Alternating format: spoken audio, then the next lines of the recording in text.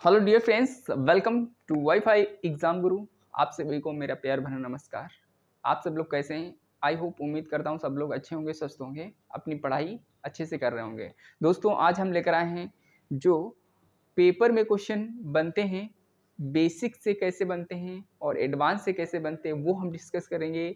जो मैंने क्वेश्चंस लिए हैं लगभग वो हम सॉल्व कराएंगे। जैसे मैं कह सकता हूँ कि 5 ये हैं, 5 ये 10 हो गए, और यहाँ से मैंने कुछ क्वेश्चंस चुनिंदा बनाए हुए हैं। 15 क्वेश्चन के बारे में डिस्कस करेंगे और इसको हम सॉल्व करना बताएंगे। आज हम सेटअप बना रहे थे, ऑनलाइन आने की कोशिश कर रहे थे, बट उसमें कुछ चीज़ें टेक्निकल इशू हो रहा था, इसी वजह से मैं नहीं आ पाया। ठीक है, तो दोस्तों परेशान मत होइए, हम जल्द ही लाइव आकर आपको पढ़ाएंगे और जल्द ही हम लाइव क्लासेस स्टार्ट कर देंगे। तो दोस्तों आज हम इसको सॉल्व कर लेते हैं, कुछ मिनट में, कुछ सेकेंड में कह सकते हैं। इसके बाद हम जो वीडियो लेकर आएंगे वो आपकी कम से कम 1 आवर की रहेगी। ठीक है, तो हम सॉल्व करते हैं देरी ना करते हुए। जैसे मैं बात करूं, use articles a and N.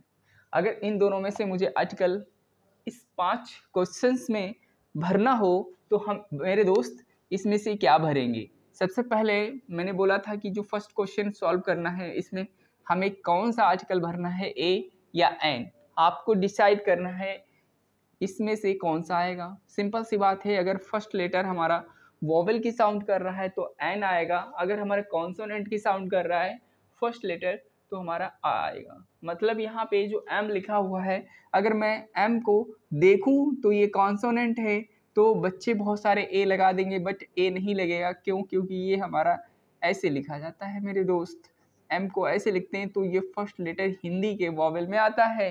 तो इसी वजह से हम ए ना यूज़ करके एन का यूज़ करेंगे।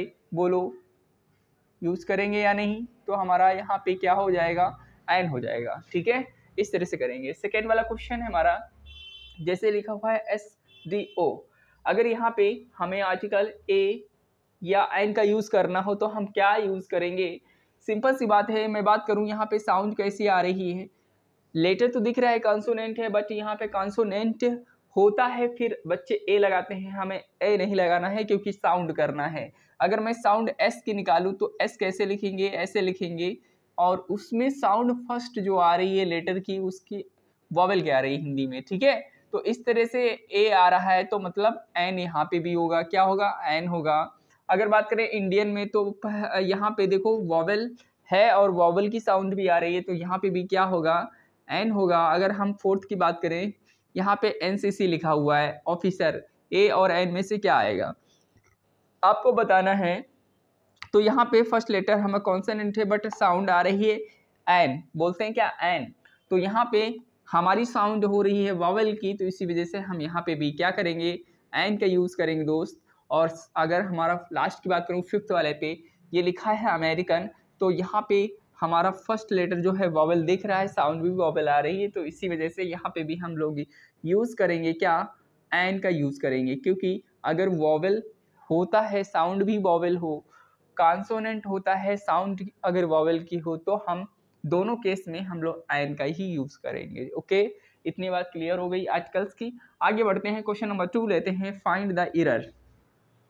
आपको सेंटेंसेस में बताना है इन 5 दिए गए 5 सेंटेंस में एरर किस पार्ट में है और कैसे एरर है, और वो हमें बताना है। आप कमेंट करके बता सकते हैं। पहले सेंटेंस जो लिखा हुआ है पहला, फर्स्ट इज वन, आपका राइट है रॉन्ग। तो आप लोगों ने सोचा होगा, समझा होगा, तो लिखा हुआ है फर्स्ट हमारा, इसका मतलब है डू यू स्पीक इंग्लिश। मतलब लैंग्वेज लिखी है, ये हमारे इंग्लिश के पहले आर्टिकल नहीं है, ये प्योर बात लिखी है। मतलब डू यू स्पीक इंग्लिश, क्या आप इंग्लिश में बोल सकते हो? ठीक है, और अंग्रेजी आप बोलते हो। तो इस तरह से अगर यहाँ पे लैंग्वेज के पहले आर्टिकल नहीं लिखा है तो वेरी क्लियर हो जाता है, हमारा सेंटेंस बिल्कुल करेक्ट है। क्या है? सेंटेंस हमारा सही है। अगला हम बढ़ते हैं, do you speak English language. देखता हूँ मैं कि ये पूरा सेंटेंस सही लिखा है क्या। तो मैंने कल की क्लास में आपको बताया था, जब कोई लैंग्वेज से लैंग्वेज खुद लिखा हो तो वहाँ पे आर्टिकल द का यूज़ करते हैं, मतलब यहाँ पे द नहीं है, इसी वजह से ये सेंटेंस हमारा रॉन्ग हो जाएगा। अगर करेक्शन में आता है तो करेक्शन में आप क्या करेंगे? यहाँ पे द का यूज़ कर लेंगे और हमारा सेंटेंस सही हो जाएगा। द का यूज़ करेंगे और सेंटेंस हमारा क्या हो जाएगा? सही हो जाएगा। ठीक है, कहाँ पे?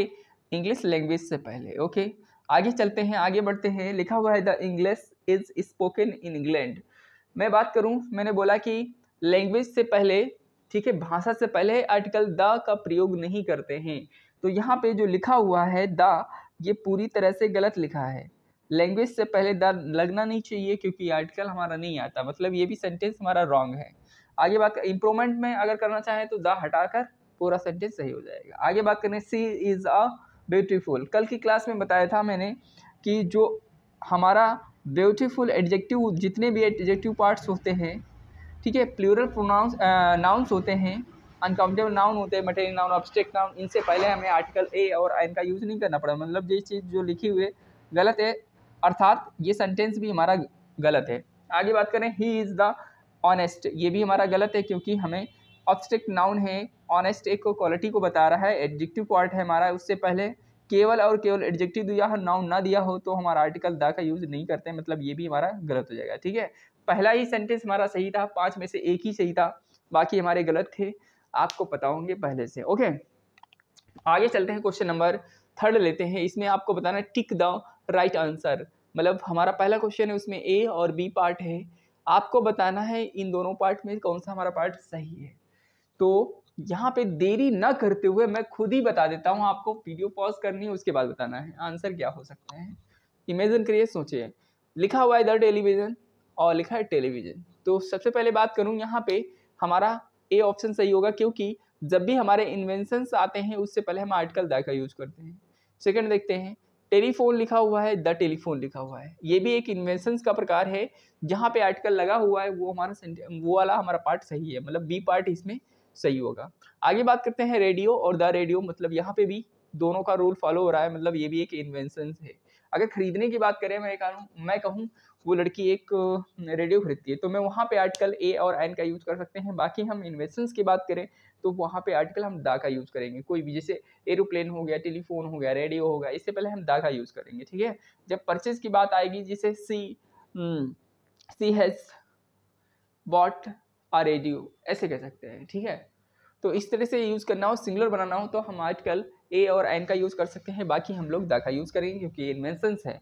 आगे बात करते हैं हम लोग फोर्थ की, एन ऑरेंज और अ ऑरेंज। तो सबसे पहले बच्चों वाली बात है यहाँ पे, और आप ए आंसर को टिक किए होंगे, आई होप, उम्मीद करता हूँ। आगे लिखा हुआ है द इंडिया आ इंडिया, क्या यहाँ पे साउंड हमारी वॉवेल नहीं है? वॉवेल साउंड है तो एन का यूज हो सकता है। अगर यहाँ पे एन होता तो हमारा सेंटेंस सही था।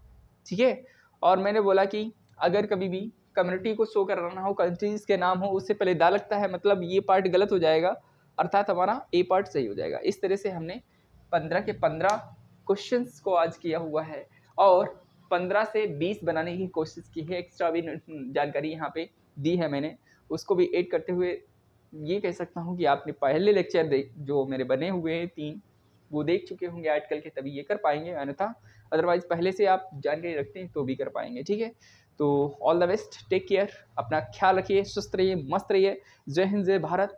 आज मैंने बहुत कोशिश की लाइव आने की, बट नहीं, कोई दिक्कत नहीं, फिर हम आते हैं, सीख कर आते हैं कैसे हुआ जाता है, कैसे हम लोग आते हैं। ठीक है, तो चीज़ें धीरे धीरे आती रहेंगी, हम लोगों को हैंडल करना पड़ेगा और उनको जानना होगा कैसे आती हैं, कैसे जाती हैं, कैसे सॉल्यूशन होता है, प्रॉब्लम से घबराना नहीं है। ठीक है, तो थैंक यू सपोर्ट करने की, आप लोगों ने कोशिश की इम्प्रूवमेंट करने, मतलब सुधार करने की कोशिश की और मुझे सिखाने की कोशिश की, तो थैंक यू। हम लोग मिलते हैं अगले वीडियो में।